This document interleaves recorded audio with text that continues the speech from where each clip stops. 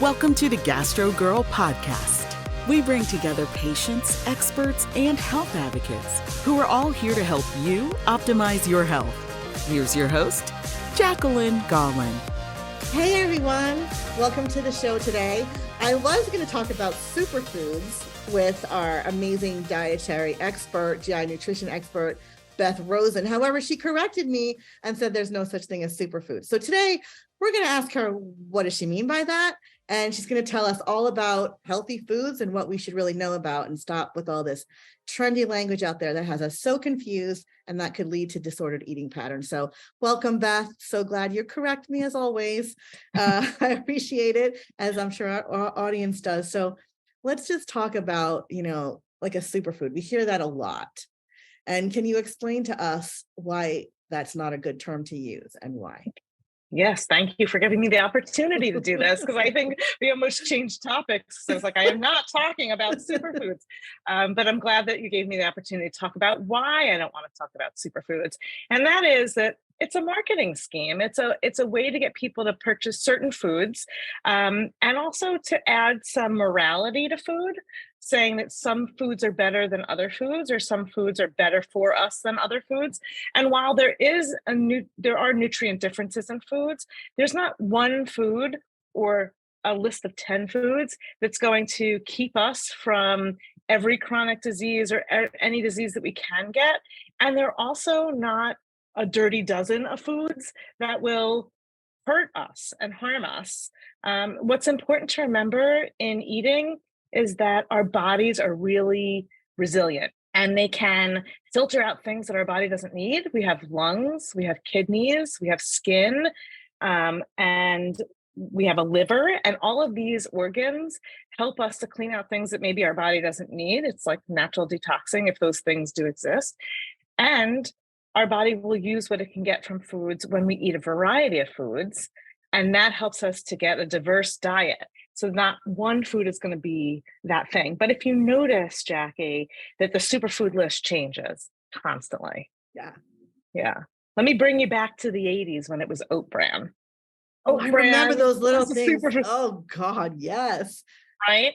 And then, in recent years, it's been kale. And then in more recent years, and it's just not going away, is that cauliflower.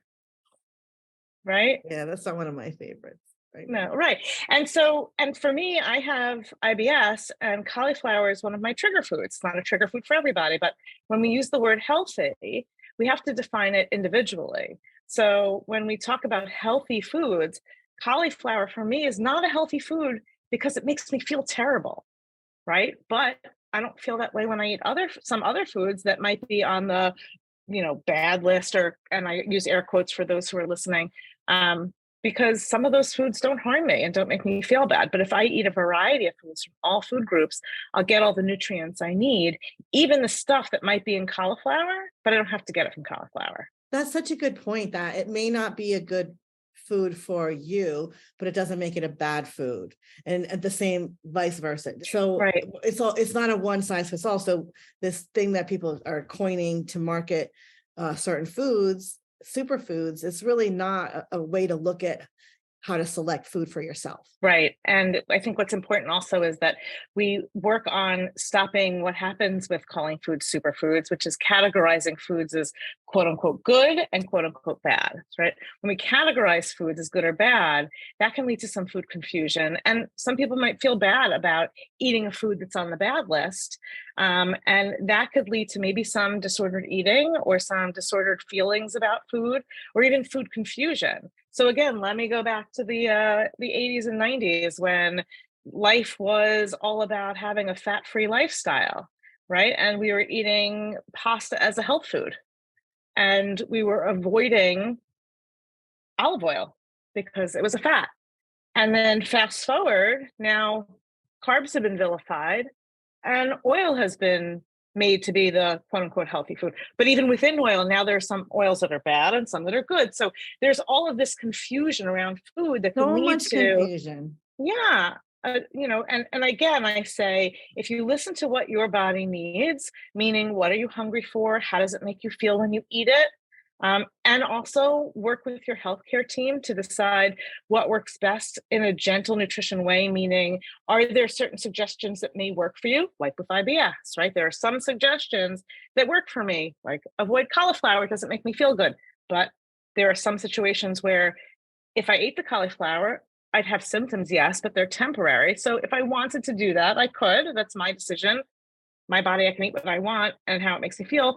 But then for somebody else who might have an allergy to a food, eating that food may cause harm, and that's different, right? So that would be a bad food. Anything that someone's allergic to is their bad food, quote unquote, right?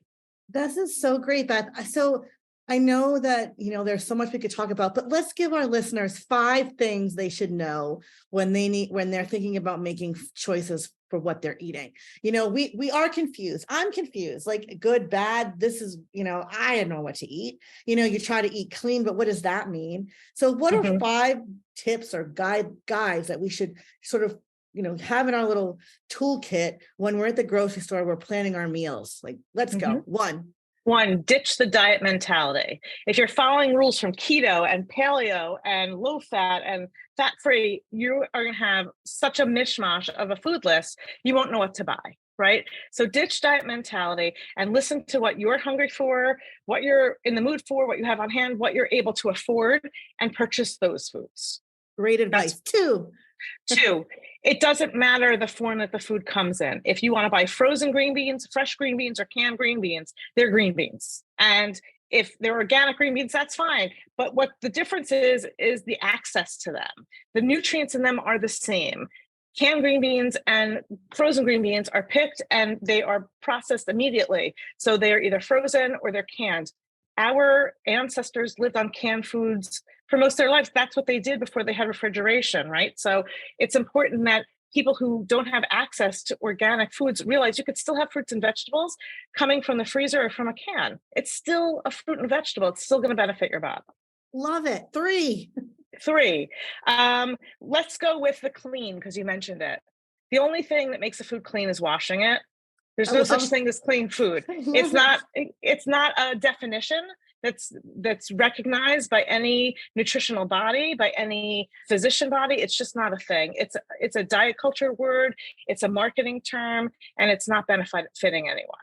Oh, I love this, Beth. 4. Quit the food policing. Let's not do the categorizing of foods good and bad or healthy and unhealthy.